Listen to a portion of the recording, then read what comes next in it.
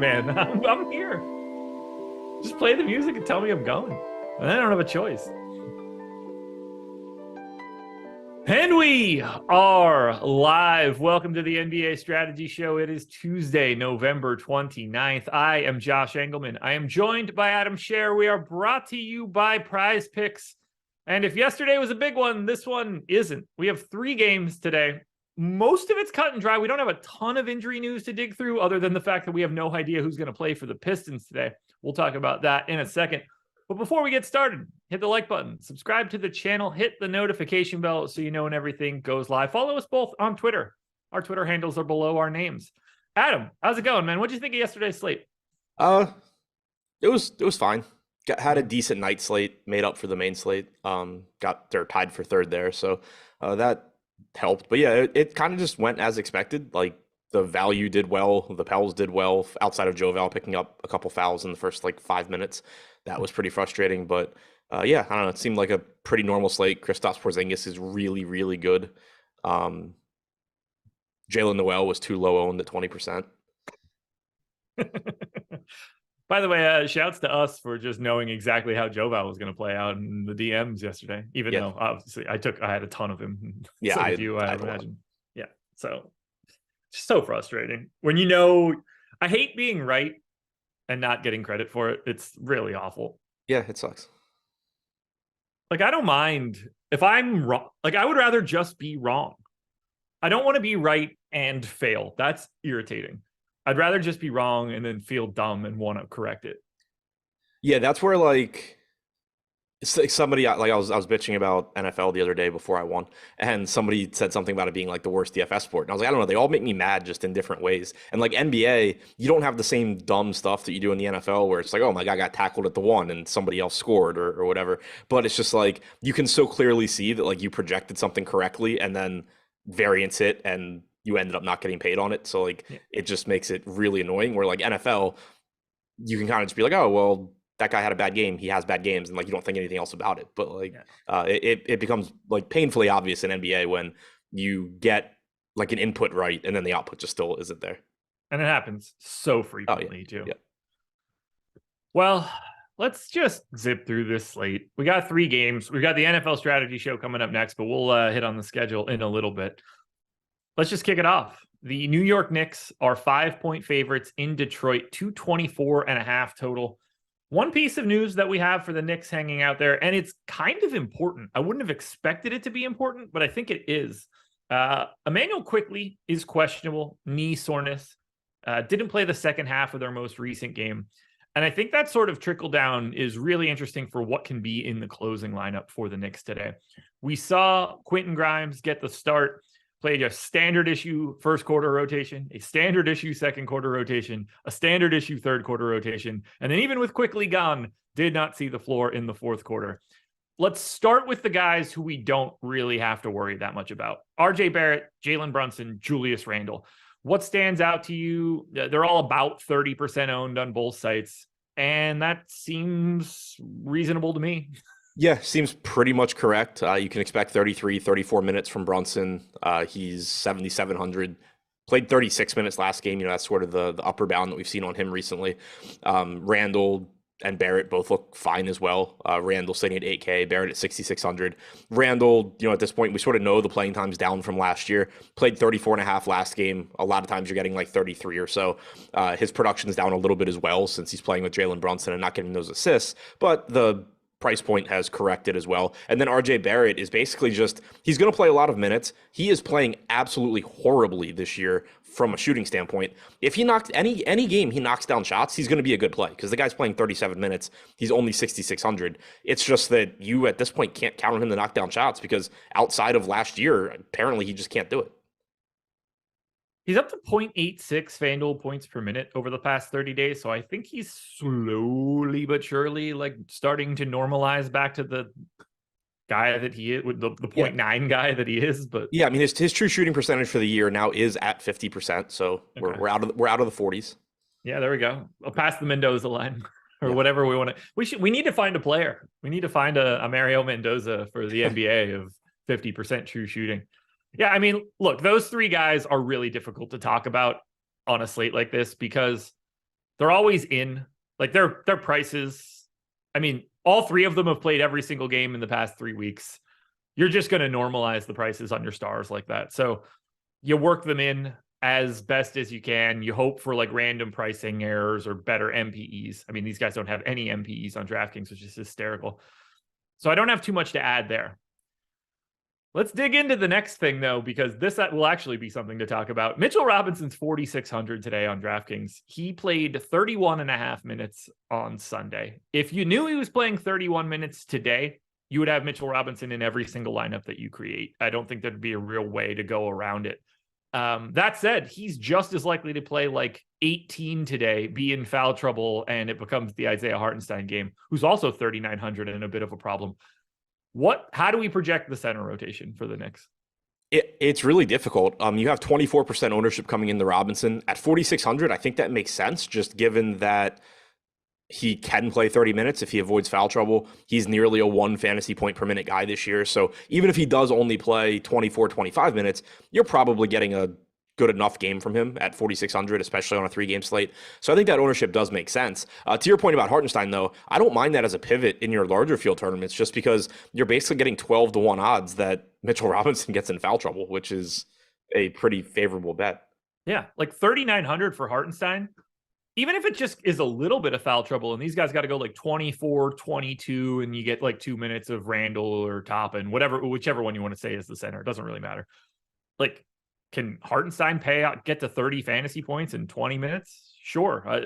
I probably won't have that much, so this will be the day that he can do that. If it were a day where I had him, no, he's going to go out there and be just utter ass. How would you project it, though? I went 28 Mitchell Robinson, 18 Hartenstein, 2 minutes to whatever Randall or Toppin piece that you want to say. I'll probably go like 26, 18, and then throw 4 to the rest. Okay. Yeah, he's just, I mean, at 4,600, there's so much meat on the bone above his projected minutes where every minute that Mitchell Robinson is playing like dramatically increases the likelihood he's one of the centers you need. But even at 20 minutes, for him to get to like 35 fantasy points, it just takes a couple of the stats that he's good at. You stack up a couple of those blocks, it doesn't really take much more for him to get to the per minute rate that you need. I just think he looks fantastic today. Yeah, and also, just as a reminder, because he was out for a while, like, don't think that he's just always going to play 30 minutes when he's not in foul trouble either. He started 11 games this year, and he's averaged 22 minutes per game. In the 11 games that Mitchell Robinson has started, Isaiah Hartenstein has averaged 22 minutes per game. Like, this was a spot earlier in the year where you were seeing Hartenstein outplay him off the bench. So there's a lot of volatility here, even outside of foul trouble. Yeah, the only thing that looks good here for the Knicks is starter, bench. I don't think it really matters in terms of what's out there for the Pistons, especially if Beef Stew ends up out, because Mitchell Robinson should have a pretty nice day with Marvin Bagley or whatever else ends up being, Jalen Duren. I don't think it matters too much. There's not like a good center and a bad center for the Pistons. It's just all different flavors of bad. Adam seems to not know who to pick in this game. Adam doesn't ever pick anything from any game. That's not how you play DFS. Yeah, no. The people that pick things from these games probably don't succeed. Yeah, Hartenstein for 3,900 is in the pretty close to the Andre Drummond bucket right now. Just slightly worse from a per minute perspective, but at 3,900, it's good. Now we get to the tricky part. Quentin Grimes, Emmanuel Quickley, Cam Reddish. I think those guys are linked together today, particularly if Quickley ends up in. How are we handling this? Do you project Grimes to play some minutes in the fourth quarter this time? Do you assume that Cam Reddish is the guy off the bench that's just going to close for this team? Could it just be Quickley? I don't really know how to distribute their minutes. No, me neither. And the Quickley piece does obviously matter because we had seen his playing time trending up a bit, and he is likely or relatively likely to be in the closing lineup if he's out there. But if he's not, then you're basically down to it's either Reddish or Grimes. It's going to be one of those two. And I do like that we got 26 minutes from Grimes, even without him playing in the fourth quarter. At 4,400, he's not going to look great, but on a 3-gamer, there is some value there, knowing that, you can expect 24 to 26 minutes as long as he starts. and that if he's playing well or Reddish is playing poorly or both, you could conceivably get to 30 minutes or so. So I think that's interesting. But then again, you have Cam Reddish at the same price getting 1/10 the ownership. I think the Reddish piece is more difficult to sell than the Hartenstein piece, just because Reddish isn't as good a point per minute guy. Yeah. But, again, 3-game slate where you sort of have one of two, if Quickly's out, one of two guys in the closing lineup, and one is getting the ownership and one isn't, even though he might play similar minutes. Yeah. I didn't know what to do here. So I have Quickly in. I went 26 minutes to Grimes, 22 minutes to Quickly, 18 minutes to Cam Reddish. I don't feel comfortable with any of those numbers, but every time I started moving them around, I didn't know where else to take them from, because you got to give a little bit to Derrick Rose. The minutes at the 4 and the 5 are essentially set in stone. Like, those 96 minutes are going to some combination of 4 guys, and there is no one else really, unless they're adding Jericho Sims back into the rotation. So you're really just talking about a very specific set of minutes. Do you have a vibe right now? Are you assuming Grimes would be the guy that gets the most minutes for you, or can you see giving more minutes to Quickly? If Quickly is in, I think it ends up being close. Like, I'd probably go like 26 Grimes, 24-ish on Quickly. Yeah. Which leaves you with maybe like 22 on Quickly. What'd you say? For Reddish? So that leaves you like 18 on Reddish? Something I think like that works. Like, so if you look at the way the rotation went in the first half last game when Quickly was in, you had the normal rotation from Grimes. Quickly played 5 minutes in the first quarter, played 4 minutes in the second. Reddish played a total of like 8 minutes. But if you think there's a good chance Quickly is going to end up in the closing lineup, then your second half rotation, instead of being 9 minutes, is more likely to be like, I don't know, 14, 13, 14. So you're getting into that low to mid 20s.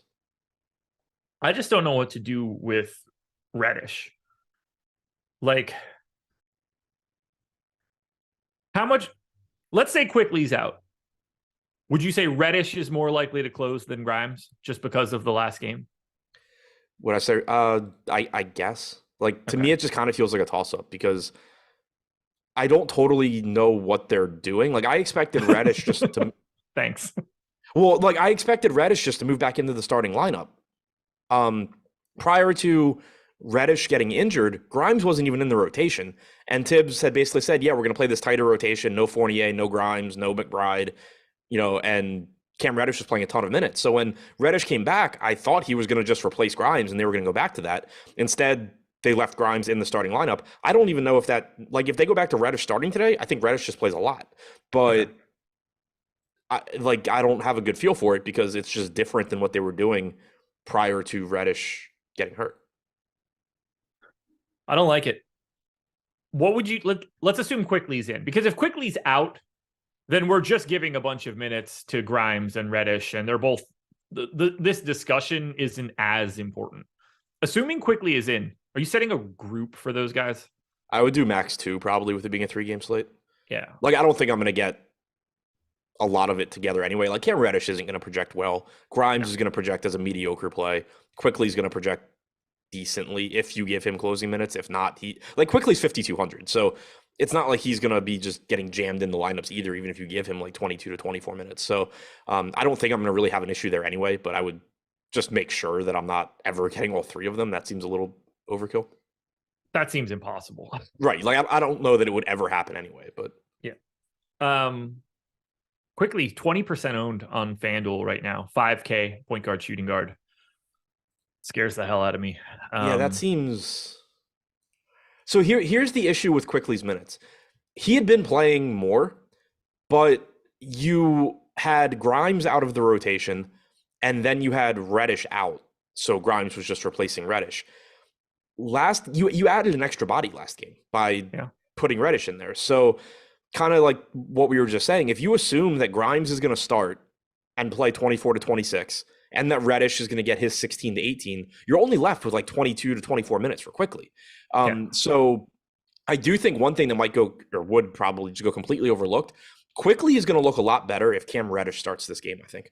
Because if Cam Reddish starts this game, you're getting a decent chance that they're going back to that previous rotation where Grimes isn't in it.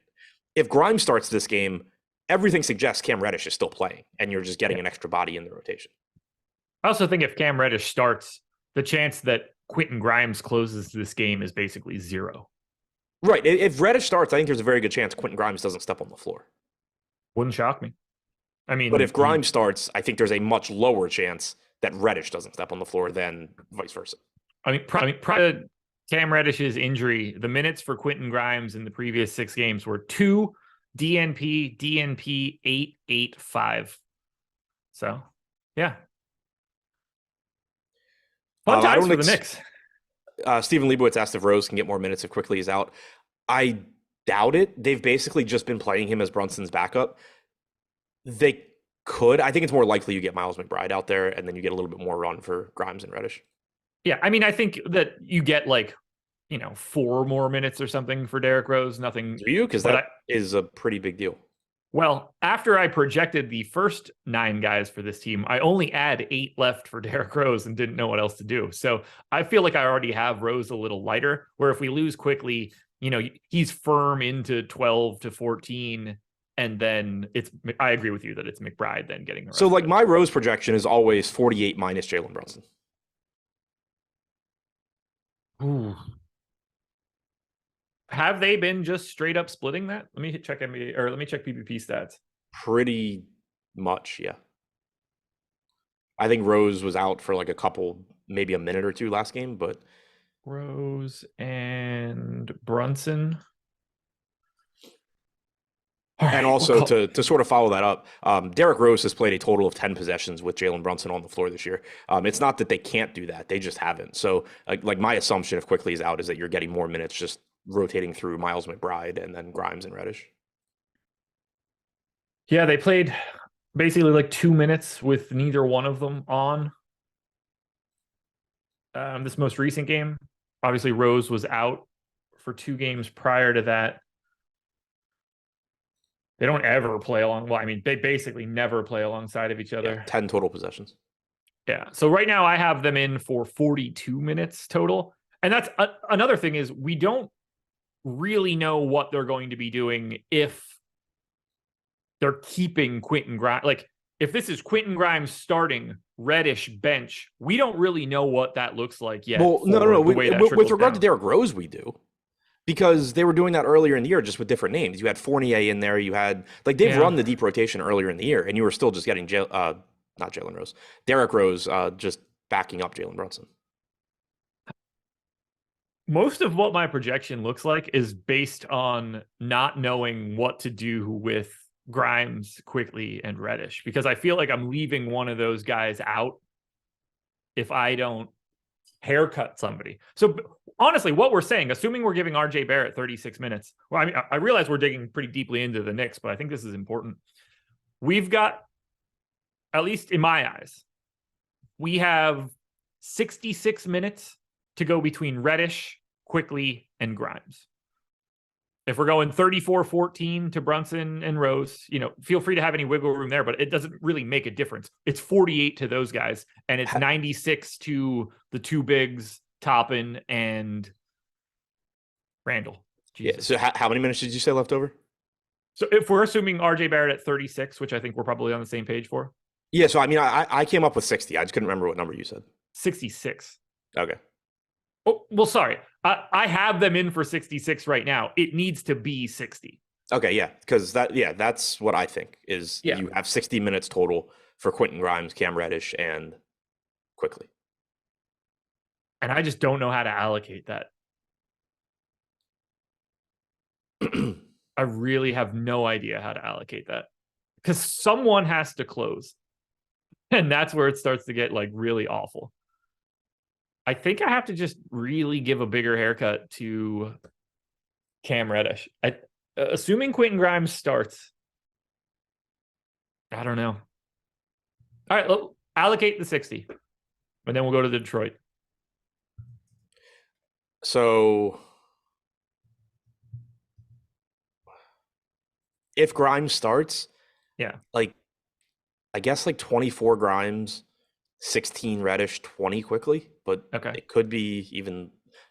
I went 24, 22, 14. The thing with Grimes too, you could get That like if Quickly were in, because Quickly wasn't in the second half last game, that Quentin Grimes third quarter run where he plays 10 minutes, that could easily become like 6 or 4, Yeah, like 5, and Quickly just comes in earlier.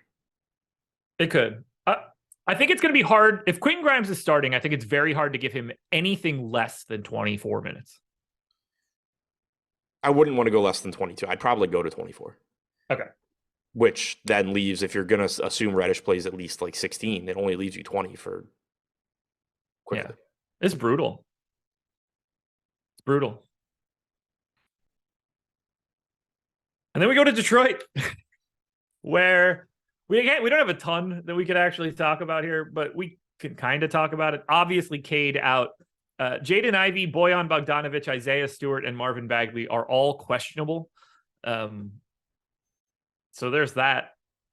Clearly, there's no like major takeaways. We have to know that lineup and know who's in or out to really dig into the Pistons. If everybody happens to be in, I don't find anybody all that interesting. Ownership is as high as 18% on Bojan. You know, you get to like 10 on Jalen Duren and 13 on Alec Burks. I don't even know how you go to that, assuming everybody is in. Alec Burks is 5,100 today. If everybody is in, this game is insane. Like when you look at the Pistons, do you see anything right out of the gate that jumps out? Do you think Sadiq Bey goes back to the bench if Beef Stew is back? I don't know what to do here. Yeah, I have no idea what to do. Like there's question marks at just every position, basically.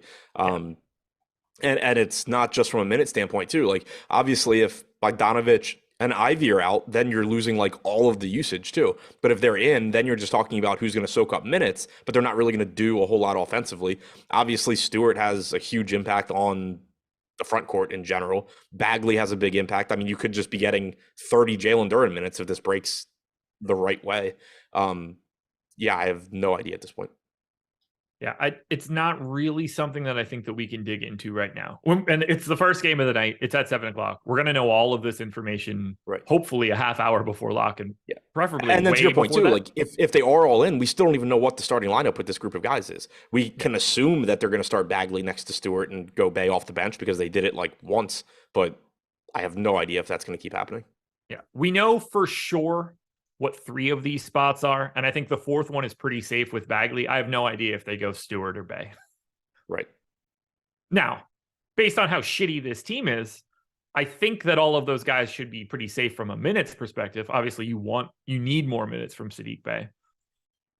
I don't really have too much to add here for this one. It's just not a game that we can break down. Hopefully, we get a little bit more information by the time that you and I get to the deeper dive later today. But when 80% of the starting lineup is questionable, it's just not worth the time. Yeah, it's just it's one thing when they're questionable and it's like a clear cut, well, if this, then that. But it's a different if then for every single one of these guys. And then also if they're all in, you have like at least two separate versions where it's like, oh, well, Stewart and Bagley start, or Bey, Bagley start, or there's a non-zero chance that it's Stewart, Bey, which like I think it's the least likely, but it's more than 0%. We're going to put this one on ice until later today. So hit that like button if you're here. 370 people in here, about 60 likes. We should be able to run that number up to 100 with no issue. Schedule for the rest of the day. NFL strategy show coming up after this one at 11 a.m. You get the NHL strategy show at 1 p.m. And then Adam and I will be back for the deeper dive at 5. And then you'll get live before lock from 6 to 7, plus the bonus half hour. Also got other content popping up. You get the World Cup betting picks tonight. You get Lindy's best bets tonight. Lots of good stuff going on here at Stokastic.com. We also do, normally I would want to talk to you about a promo, but if you didn't get our Cyber Monday promo yesterday, you missed out. So thumbs down to you guys if you didn't do it. Thumbs up to you if you did. Let's go to game number 2.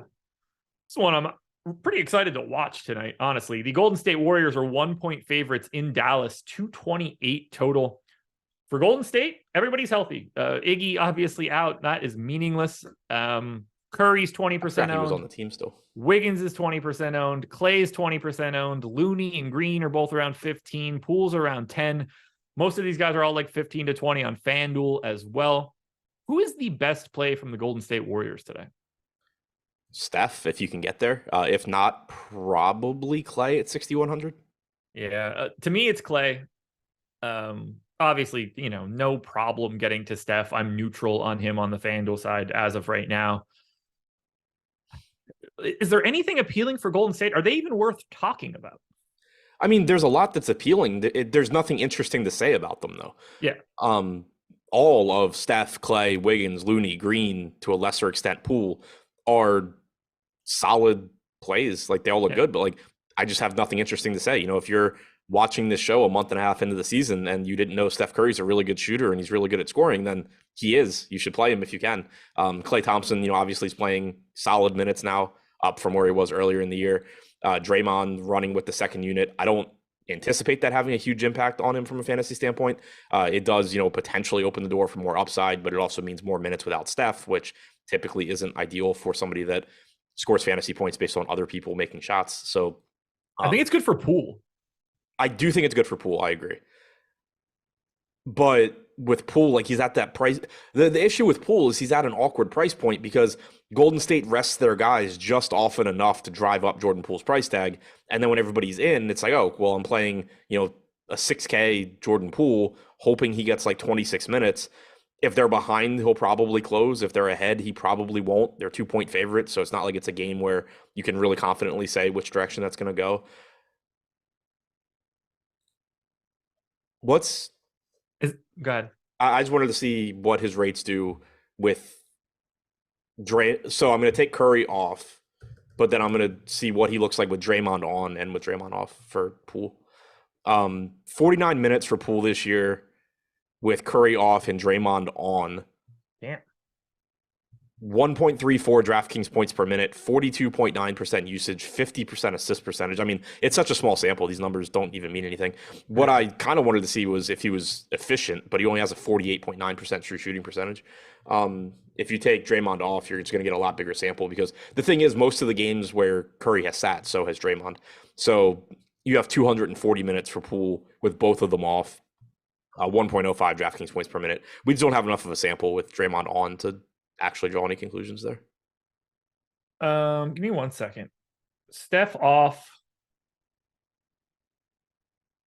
Draymond and Poole on. Did you pull up last year's or no? I was just looking at this year. 529 minutes for the two of them, including last year. 32% usage rate for Jordan Poole in those cases, with Steph off, Draymond and Poole on. That's interesting to me. There were still 107. Wait, you said only how many 100, 529? I have 1,193. Are you looking at possessions? No, 2,443 possessions. This year and last year? Yeah, since the start of last season with Curry and Draymond off, I've 1,193 minutes for Poole. Yeah, I have 659 if I include the playoffs. That's kind of weird. Either way, high 30s usage for Jordan Poole over a year and a half is an interesting development. Now, obviously, not all of those minutes are going to happen without Steph, so you're bringing that rate down a little bit. And he's sort of appropriately priced. Can you get to the bench? I have it with Curry and Draymond off, 1.12 DraftKings points per minute for Poole. With Curry off and Draymond on, 1.18 for Poole. Okay. I mean, I think projecting Poole as like a 1 fantasy point per minute guy, assuming he's playing some minutes alongside Steph and everything, is about right. Yeah. Especially today in a pace down spot, it should be lower no matter what it is. Oh, okay. So S&P said it, and I was kind of wondering, were you saying Curry off and Draymond on? Yeah. Okay, I was saying both of them off. Okay. Yeah, I had Curry off, but Poole with Draymond. Yeah, okay. So I was at like 693 or something there. Okay, then we're on the same page there. DiVincenzo, Looney, Kuminga, Green, Lamb. Is there anything on the bench here for the Warriors? Or, in Looney's case, obviously not on the bench. Is there anything here for the Warriors for the rest of these guys? I think Looney's fine. You're talking about a 0.9, give or take, fantasy point per minute guy. Probably playing at least 22 minutes. If they're ahead, probably playing like 26. He's cheap. the opportunity cost obviously isn't as high with it being a 3-game slate, but also with it being a slate where you have Dallas, the opportunity cost of center isn't quite as high. There's the potential for the Pistons center position to be a mess today too. So it's not the highest opportunity cost at the position either. So I think Looney looks fine. I don't really think I'm going to need to get to like DiVincenzo. He's not played as much as I was anticipating since he came back. When he first came back, like he kind of had the one game where he was eased in, and the next game he just immediately played like 24 minutes or something. And I was like, all right, they're just going to like really give him more minutes, and this is going to be a nice spot to target in DFS until it gets more expensive. But since then, they've just gone straight back to like 16 minutes, 18 minutes. So pretty tough, I think, to want to get to anything off the bench outside of Jordan Poole. Okay. Anything else for Golden State then? I just don't find them to be like a team that we can really say much about. No, it's kind of like again, it is what it is. Like if you've been playing for more than a week, if you've played more than like 2 slates with Golden State on it, you know how this works. Yeah. On the Dallas side, let's just start with Luka. 12,600 on DraftKings, 12K on FanDuel. He is 40% owned on DK and 62% on FanDuel. Very clearly the top projected guy for today. I think it's a little bit more extreme than most. Any particular thoughts on Luka? Like from a 3-game slate perspective, he does create a very interesting dichotomy. It doesn't seem like the salary is that prohibitive today because we do have Luka in the optimal lineup on DraftKings at 12.6 41% of the time. And we have him getting 41, 42% ownership. So it seems like it's easy enough to get there, even though he is priced up. And that does make sense because typically the issue that we've had with getting to Luka at this price tag, getting to Giannis at this price tag, is that you're talking larger slates where you have a bunch of like 8, 9K guys that are fully capable of going for 50, 55 DraftKings points. You don't really have that on this slate. You have some cheaper guys that look pretty good. You don't have a very strong upper mid-range here. That just with the teams that are playing today, it doesn't exist. So it should be easier to get to Luka. It's a nice paced up spot for him. He does everything for this team. He's likely to give you 37 or 38 minutes if the game's competitive as well. I don't see any way around really, really liking Luka. And this isn't like something that I think is actionable for this, but the Mavs have lost 4 straight. This is a coin flip game against the Warriors in Dallas. Like they are going to play Luka a shit ton in this game if it is competitive. Like this isn't a game where this game stays competitive and barring foul trouble or injury, Luka's playing like 34 minutes. It's just not happening like that. Yeah, and he's playing 37 to 40 really anyway. No, I mean he's averaging 38 minutes a game for the most part, but this is the type of game that is going to skew to the high end when it's competitive. Right. Yeah, I mean, like, I don't have much to say. I think if he scores 60 fantasy points, you probably have to have him, and that's like a 50% outcome for him. The caveat there is if he scores 60 and Steph scores more, then you might not have to have him. I don't know how easy it is to get them both, but right. A different question between FanDuel and DraftKings too, just because of prices and roster spots and shit. And it's also, I mean, how easy it is to get both of them is going to depend on exactly who's playing for the Pistons. Yeah. Yeah, the more value that starts to open up, the more likely to see a combo of the both of them. And you would think as one goes, the other goes, especially if this one stays competitive throughout. But yeah, I mean, if we get to a point where Drop Rose's boy Kevin Knox is actually a really good value play, then you're talking about everything has gone to shit for the Pistons and you're just jamming in Luka plus stuff. What are we doing with the rest of Dallas here? There are guys like Dorian Finney-Smith who we don't really have to worry about too much from a minutes perspective. He's just sort of your average standard play. We're pretty firm on Dinwiddie at this point. We saw Christian Wood start the third quarter on Sunday. Jason Kidd was not happy with the way that it went, even though they were positive in the time that he was out there. So I don't really know how to shake that one out. What are we doing with the rest of Dallas? Do you think Christian Wood starts today? No. I think Jason Kidd legitimately hates him. I kind of think that too, but he's also sort of been working his way into just being on the floor anyway. I don't think they can I didn't see what he Christian said Wood after the last game. They can't start Christian Wood against the Warriors.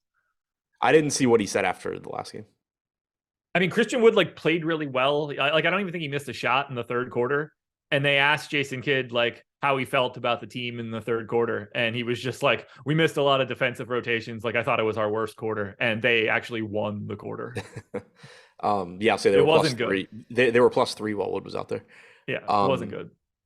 Yeah, I'll say so. My assumption also was that he wasn't going to start. It is something to keep an eye on. Yeah. I actually think it might be worse for him to start today. Yeah, I mean, it's a pretty tough spot. Like, he's going to look worse on defense. The Warriors are going to make him look bad on defense. And I think if he looks bad in a first quarter rotation, like Jason Kidd might lose his mind and he might play 12 minutes. So assuming they stick with Powell, yeah, Wood still looks fine. Like 6,700 if you're getting 24, 26 minutes from him, that's still going to look fine on this slate. Luka, obviously the priority. 6,200 for Dinwiddie looks good enough. He was in some foul trouble last game, but typically you're going to get 33, 34 minutes from him, averaging 33 over his last 10. So I think 6,200 is a pretty fair price tag there. I think the most interesting guy from a ownership perspective today is Maxi Kleber, because he's the guy that fits this matchup perfectly from a minutes perspective, from a defense perspective. Now he's shit from a fantasy perspective, 0.51 fantasy points per minute over the past 30 days. He's normally like a 0.7 to 0.75 guy. He's 0.55 for the season. Oh, it's okay. It's even worse than that. Gotcha. But he is the guy that fits this matchup. Power forward center on DraftKings, 3,500. Power forward center on FanDuel, 4,100. If he's sub 10% owned, to me, he's the flyer. I agree. The issue is just that he doesn't do anything. Like for the season, He has a 9.3% usage rate, a 9.2% rebounding percentage, and a 6.6% assist percentage. He does nothing when he's on the floor. Like his usage rate is 75% of Dorian Finney-Smith's usage rate, which is saying a lot. I'm with you from a minute standpoint, but it's another one of those spots where you could like completely be right. And it's like, oh, I got Maxi Kleber at low ownership and he played 28 minutes and I'm really smart, except for he also scored 14 fantasy points. Yeah, it's straight. Like, obviously, I don't want it to come off that I think Maxi Kleber is like the guy to advocate for and he's going to smash. I just think that we saw him play 24 minutes on Sunday, 29 minutes on Saturday on the front end of that back-to-back. He's the guy they want in this matchup. Like, he's unquestionably closing if this one's competitive, I would guess, because they need that. Like, it's not Powell. So right. I think they've got to go that direction. Unless Christian Wood is just having an absolutely nuking offensive slate, like I think we're getting Maxi Kleber for 26 plus today. I think that's a reasonable expectation. I also think Dorian Finney-Smith's playing a ton. I gave him 35. I probably want to go up to 36, and I wouldn't be surprised to see 38 to 40 just because of this matchup. Is there anything else here for Dallas? Reggie Bullock, Tim Hardaway, Josh Green? Hold on. So going back to the Kleber closing lineup, there's some chance that they close with Finney-Smith. That you get Doncic, Dinwiddie, Bullock, Hardaway, Finney-Smith, or not order, but yeah. I'd be surprised if they didn't have Maxi out there.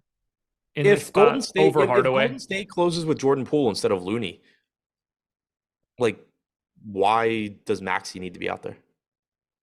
Well, give me 1 second, and I can answer that question. Especially if Dallas is playing from behind.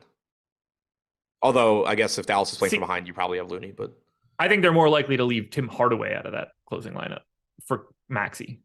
Yeah, I think it kind of depends. Like, if, let's say they're down like 5, if they're just consistently down like 4 to 6 points or something, I think you'd rather have Hardaway. Would you? Maxi sucks. I agree, but like at the same time, somebody's got to be out there playing defense and at the same time, the rim. Hardaway. So it's not. What are we advocating here for Tim Hardaway, who's at 0.73 fantasy points per minute over the past 44.5% true shooting this year? Yeah, I don't know. Like, obviously, that's potentially a viable outcome. They can go small against the Warriors. Josh Green, anything there? Hardaway, anything there? Does Kemba play today? He hasn't signed officially, as far as I could tell. He's not on Spot Track with a new contract or anything. I thought he officially signed like 2 days ago. If you search Kemba Walker contract, it's like Mavs are looking to, Mavs are going to be, Mavs are doing this. But Spot Track does not have that contract added to Kemba Walker yet. It's something I actually legitimately checked this morning. I'll check it again right now. Yeah, like he has not on Spot Track signed. So like Shams yesterday said plan to sign Walker and waive Campazzo. Yeah. I believe they've already waived Campazzo. Not that that matters. Yeah, so the SI article just popped up. He has been waived already. Yeah, after waiving him, they're prepared to sign Kemba. Yeah. So but that matters. So he probably gets signed today, though, and then it's just, is he playing? He could. Something we could take a look at for the deeper dive later today. We should know by then. Right. But yeah, as of right now, that contract has not been signed and sent to the league. Anything else for Dallas? Bullock's 3,400 if you want to try and get lucky on some threes. Well, there you go. A ringing endorsement. I mean, to me, he's like the same play as Maxey. Agreed. I mean, this whole team is sort of the same guy. Like, they're all just a bunch of shit DFS players. The fantasy production from this team this year, with Luka just doing everything, is just so insane. Like, Finney Smith's always been a not good fantasy guy. Same with Bullock, same with Maxey. But like you were saying, normally you're talking like 0.7, 0.75 fantasy points per minute for them. For the season, Finney Smith, 0.58, Bullock, 0.42, Maxey, 0.55. Like, they are just non-existent with this version of Luka. That's bad. It's really bad. PrizePicks is the presenting sponsor. They're pretty good. If you click the link in the description, make a deposit, they will match that deposit up to $100. We have plenty of PrizePicks content around for you guys. You're picking player props. Put together 5, you'll net up to 10x your entry fee. That's always going to look good. And you can do it across multiple sports if you want. MMA, tennis. Obviously, we're talking NBA, NFL, NHL, college basketball. Soccer is out there for you. Go USA today, I guess. And if anybody says go Iran, you better be Iranian. Iran. Yeah, it's an I. It's an I. No, it was made very explicitly clear it is not. Yeah, it's an I. Iran. Iran. That is the only way to say it. I'm quite confident in it. Anyway, for I would not have wanted to be doing those press conferences. No, not so much. Wouldn't have been fun. I'm going to hit you with a couple points props for today. Are you ready? Sure. Luka Doncic. We'll talk some fun ones. Luka Doncic, over under 32.5. Over. We have 33.6 in 36.5 minutes. I think he plays more minutes than that. 33.8 is what I've got right now, so I would take the over as well. How about Wardell Curry? Who? Steph. Oh. Come on, man. I didn't hear all I heard was the first name, and I didn't know what you had said. Wardell Curry. I said his name. I didn't hear anything else you said. What's his name? Wardell. I did not know that was his name. What's his dad's name? Dell? Yeah. Where do you think that came from? Yeah, I thought his name was Stefan. Yeah, that's his middle name. He is Wardell Curry. Somebody called him that in a press conference once. Not everybody just names their kid the same thing as them. Somebody called him Wardell in a press conference once, and he's just like, it gives him this like stank eye stupid look, like, you jerk off. 27.5 for Curry. Over. Yeah, I have 28.8, and I don't ever think that I project Curry well, but we're gonna soar over on that one. I still just can't get past you asked me what his dad's name was. Like, I was dumb for not knowing Steph's first name would be the same. Like, is Seth's first name also Dell? No, because Steph's older. Oh, so what? What do you mean? So they don't generally name the fourth child that they have after the dad. You don't typically name any of them after the dad. What do you mean? That is very typical. That is very typical. It's not unusual, but like being a junior or a second or whatever is less common than just not being. Yeah, but you're acting like it's a 5% outcome. No, but you're acting like I should have assumed his name was Dell because his dad's name is Dell. Dude, it's Steph Curry. Everybody knows what his name is. I clearly did not. We're not. It's not like I asked you what Anthony Lamb's real name was. I don't know. It could be Anthony. I have no idea. It's not Wardell, that much I'm confident in. But yeah, this is not. And to clarify for SMP, I would have had a lot of fun doing those press conferences. I would not have wanted to do those press conferences with like the U.S. representing the U.S. flag. Like, I would have loved to just answer those questions, but Okay. So we did Steph. We did Luka. Let's do one more. Draymond Green, 8.5. I have the under here, which is gross. Yeah, I'll take. I think it's pretty much a push for me. We have it at 7.8. We also have him playing 30 minutes. I think he plays more than that, so it gets closer to 8.5. All righty. Oh, chat, that was fun. Hit that like button, chat. 500 viewers. Let's get up over 100. Let's close this one out. Clippers, 3.5-point dogs in Portland, 214 total. Wild game here. This one is nuts. So there's no Paul George. There's no Kawhi Leonard. There's no Luke Kennard. There's also no John Wall. And based on the G League rosters, Brandon Boston, Jason Preston, and Musa Diabate are not with the team. Now, they could be by the end of today. Who knows? Are not with the Clippers or not with the G League team? They're not with the Clippers. So the Clippers right now have 9 active bodies. Mann, Coffey, Zubac, Morris, Jackson, Powell, Batum, Covington, Moses, Brown. There are a lot of minutes to go around right now. Norm Powell is projected with 44% ownership on DK, 5,400. To me, wildly over-owned. Similarly, 42% owned on FanDuel, 28 minutes is where I have him. 6K, 42% owned at 6K. I'm just going to get away from Norm Powell and hope it doesn't break that way. But basically, everybody other than Moses Brown is like aggressively in play. And even Moses Brown might be in play. Yeah. So as far as Norm Powell goes on DraftKings, I actually don't mind that ownership too much. Shooting guard, small forward, 43.5% ownership, 43% chance of being optimal. For all the talk about how bad Norm Powell's been this year, he's not been bad without Kawhi and George on the floor. 29.5% usage rate, 1.01 DraftKings points per minute. He's 5,400 on DraftKings. So, I mean, if he played 26 minutes last game in a game where Wall was in. If he gets to 30 minutes here, you're just assuming that he basically 6Xs, on average. So I think that he on DraftKings still looks really good there. I like the $5,300 price tag on Jackson. He has been garbage without these guys on the floor. 20.2% usage rate, 0.8 DraftKings points per minute, does have nearly a 30% assist percentage, and he has a 42.7% true shooting percentage. So you just assume that production is going to come up at least somewhat. Even Reggie Jackson is not that bad of a scorer. So still, looks good, getting 28% ownership. I think Terrence Mann at 4,800 looks fine. Pretty much the whole team looks good to some extent. As far as production without them on the floor, already mentioned Powell at 1 fantasy point per minute. Mann's at 0.84. Zubac's at 1.1. Batum is at about 0.8. Morris is about 0.8. That probably also comes up a bit. Moses Brown, 1.2 if he happens to find minutes. Yeah, my only concern with Powell, obviously he's a good point per dollar play. You're getting to him. The position's great. I don't mind the price all that much.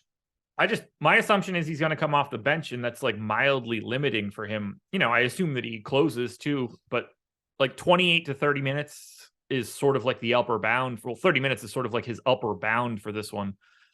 I think guys like Terrence Mann or Amir Coffey could fall into 36 minutes, and those guys are pulling significantly. No, they're not as good per minute wise, but they're not that much worse either. Right. I'm more interested in Amir Coffey at 20% today. Terrence Mann sub 30, Marcus Morris at 18. Every once in a while you get those Marcus Morris 38-minute games, and those minutes have to go to there are only 9 bodies. Yeah, so I think right now there's 9 bodies. Right. Yeah, I think those are really good points. I think the Norman Powell ownership by itself is fine. And what probably going to end up happening is you can play Norman Powell and then still play a lot of these other guys too. But I do agree with you if you're just looking at them, individually. Powell and Marcus Morris are really not that different. Marcus Morris, like I said, 0.8 DraftKings points per minute so far without George and Kawhi, but his normal rates are higher than that. There's no reason to think this doesn't go up. 48% true shooting, he's just going to be better over a larger sample. So I think he's closer to Norman Powell than the ownership suggests. Same goes for Reggie Jackson. Terrence Mann, like you said, he's $600 less. He's getting 28% ownership instead of 43. Mann so far 0.84 DraftKings points per minute compared to 1, but could conceivably play 10 more minutes. Yeah. That's where it starts to get really tricky. I think Moses Brown is just I think there's a very realistic chance that Moses Brown and Ivica Zubac split 48 minutes at center if they only have 9 guys, just because. That's what they did last game. Holy shit, they really did. 46-7. I forgot Zubats played 36. Yeah, like there's some upside there. I mean, you're never projecting Ivica Zubats for 36 minutes today. I went to 31. And I think you can go a little bit higher if you need to, but I think he looks great in this spot. It's just you're kind of playing everybody from the Clippers, right? Yeah. There's not a single guy you would look at and be like, that's not a guy that I'm going to get to. No, I mean, Covington's 3,200. Like, who knows how many minutes he plays, but he's another, 0.8 to 0.9 fantasy point per minute guy. You're willing to have 4 Clippers in a lineup, right? Yeah. No limits on a 3-gamer, right? Like, you're not. No, I mean, I try not to limit much of anything. Like, I probably won't play like Zubats and Brown together. I still think even that's close because you're just talking about 10K for 48 minutes, but I mean, you're looking for 70 fantasy points between the two. That's viable. Right. Yeah. I mean, the question, like if Zubats were like 6K or 5,500, it wouldn't even be a question. No. At 7K, it's still like because with it taking up a roster spot, it's not just as simple as you need 70 total, because if, just for the sake of a very dumb hypothetical, if Moses Brown goes for 50 and Zubats goes for 20, you're still losing to every Moses Brown team that doesn't have Zubats. So it's not, just as simple as splitting it. You still need it to split in a way where Zubats goes for like 50 and Brown goes for like 20. Yeah. So like I still would prefer them not to be together, but I don't know if I'll make it so I have, literally 0 of it. Yeah. Luckily on FanDuel, I don't have to give a shit. They're both centers and I don't care. But yeah, like there's no limiting factor here. There's no like max anything because I don't have a clue who's going to it's random. It's random. The Clippers are random. Pretty much. Yeah, to answer the super chat, like I'll probably just set the cap at 5 and know that I'm not getting 5 a lot, but it's 5 on DK. It's 6 on DraftKings. Is it really? Yeah. It's 4 on FanDuel, so I don't really think about it at all. I set it to 3 on, slates like yesterday, but right. All right. Anything else for the Clippers other than just play everybody? I'll probably just let it, filter out however it filters out. Yeah. Anything else for the Clippers? Nope. Now for Portland, this one's also very easy. We have no Dame, and they don't screw around at all. Like they've got their starting 5. They play a shit ton of minutes. They play 4 more dudes. There's not a lot of wiggle room here. I love the starting 5 for Portland. In particular, I think Justice Winslow looks exceptional on DraftKings at 4,700. But there's not a limit to what I want from Portland. This game is crazy for a DFS game, and these starters look great. Yeah, really appealing DFS game. If you're winning, after the Dallas game, don't get too excited because there's a lot that's going to potentially chase you down. They look really good. We've seen Winslow step into the starting lineup, play big minutes. He played 37 last game. So once again, just a reminder that you can take your L for saying earlier in the year that Winslow couldn't play more than like 26. No, that's not how I was saying it, though. I was saying that he was just going to immediately like disintegrate if he did. Yeah, and Justice Winslow played 37 minutes. Justice Winslow played 37 minutes 2 days ago, and he's not on the injury report today. So, by the way, that's not your reference point here. He played 46 minutes on Friday. Wait, what? They went to OT. Oh, Popcorn Machine is just not showing that, I guess. Unless I entered this shit wrong. But either way, it was like a 14-point game. How did it go to OT? I don't know. I got them in here for 265 minutes from Friday. Am I wrong? Well, they played Sunday, so. Well, yeah, and then I'm talking about Friday. Oh, so my reference point wasn't wrong. I said he played 37 minutes 2 days ago. I know. I would have been referencing the one where he got to 46 and really just turned the screws. Yeah, I wasn't looking at that one. I just figured he was going to like break into dust and all his bones would melt or something. Like Otto Porter as soon as he hit 25 minutes. Exactly. I mean, it's happened so much. I don't think that was like a stretch. Yeah. But yeah, no, so I'm with you. Winslow looks really good at 4,700. I still like Nurk at 7,200. He's a better fantasy producer without Lillard out there. It also just makes it more likely that he closes. We saw 34 minutes from him last game. We saw 33, give or take, in regulation in the game on Friday. So it makes him look better. Simons, Grant, Hart, all those guys look good. Yeah. Like to me, there's no limit. Like I don't love Hart. He's going to be out there, but that's a big price tag. Like to me, he's the worst of the starting 5. But I want everybody here.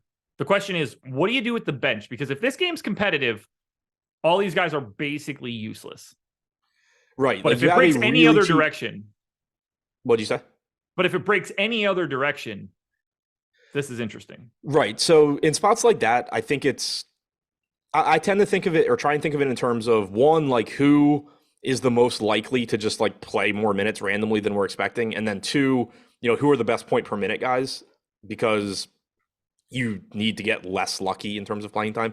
The two guys, if I wanted to take bench shots from Portland, that I would point to first are Eubanks at 3,400 and Sharp at 3K. Ooh. Eubanks, because he's just the backup to Nurk. And if Nurk gets in foul trouble, boom, Eubanks is playing more minutes. For Sharp, for me with Sharp at 3K, he's not a very good point per minute guy, but he, I think, is probably the one where, like, if Winslow for one reason or another did only play 30 minutes today, you're probably getting more from Sharp.